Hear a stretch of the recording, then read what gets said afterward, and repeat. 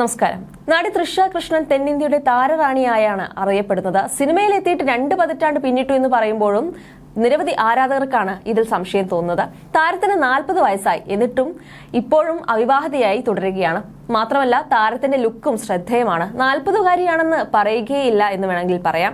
ഒരിക്കൽ വിവാഹ നിശ്ചയം വരെ കഴിഞ്ഞ് വിവാഹത്തിന് തയ്യാറെടുക്കുമ്പോഴാണ് ചില കാരണങ്ങൾ അത് മുടങ്ങുന്നത്. തൃഷയുടെ വിവാഹ നിശ്ചയം കഴിഞ്ഞ് മുടങ്ങിപ്പോയത് മുതൽ അങ്ങോട്ട് നടിയെക്കുറിച്ചുള്ള പല ഗോസിപ്പുകളും വലിയ രീതിയിൽ ചർച്ചയായി. അതിൽ ശ്രദ്ധേയമായ ഒരു കഥ തെലുങ്കിലെ സൂപ്പർ താരം പ്രഭാസുമായിട്ടുള്ള ബന്ധത്തെക്കുറിച്ചുള്ള കഥകളായിരുന്നു.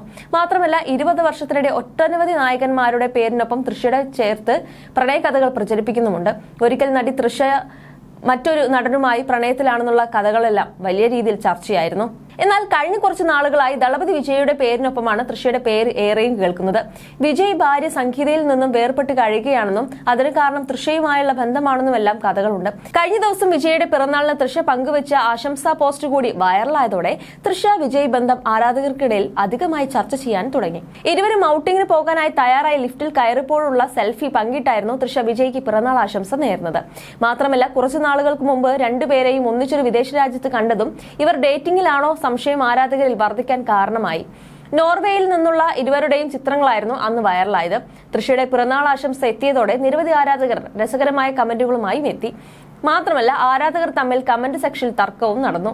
ഒരുമിച്ചാണെന്നത് തൃഷ പറയാതെ പറയാനാണ് പിറന്നാൾ ആശംസയുമായി എത്തിയതെന്നാണ് ആരാധകരിൽ ഒരാൾ കുറിച്ചത്. മറ്റൊരാൾ വിജയ് വിവാഹിതനാണെന്ന കാര്യം മറന്നുകൊണ്ട് താണ് കമന്റുകൾ ഇടരുതെന്ന് കുറിച്ചു.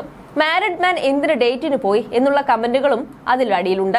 വിജയ് വിവാഹം കഴിച്ചൂടെ എന്നാണ് ഒരാൾ കമന്റിലൂടെ ചോദിച്ചിരിക്കുന്നത്. എന്നാൽ ഇപ്പോഴിതാ തൃഷയുടെ ഇതുവരെയുള്ള സിനിമാ ജീവിതത്തെക്കുറിച്ചും അതിനിടയിൽ ഉണ്ടായിട്ടുള്ള വിവാദങ്ങളെക്കുറിച്ചും തമിഴ് മാധ്യമ പ്രവർത്തകൻ സബിത ജോസഫ് പറഞ്ഞ വാക്കുകളാണ് ശ്രദ്ധിക്കപ്പെടുന്നത്. 16 വയസ്സ് മുതൽ തൃഷ മോഡലിംഗ് ചെയ്തു തുടങ്ങി. റഷ്യൻ നോവലുകളുടെ ആരാധികയായ മുത്തശ്ശിയാണ് തൃഷയ്ക്ക് ആ പേര് നൽകിയത്. എത്ര പരാജയങ്ങൾ നേരിട്ടാലും വീണ്ടും ഉയരാനുള്ള കഴിവുണ്ടെന്നാണ് തൃഷ എന്ന പേരിനർത്ഥം.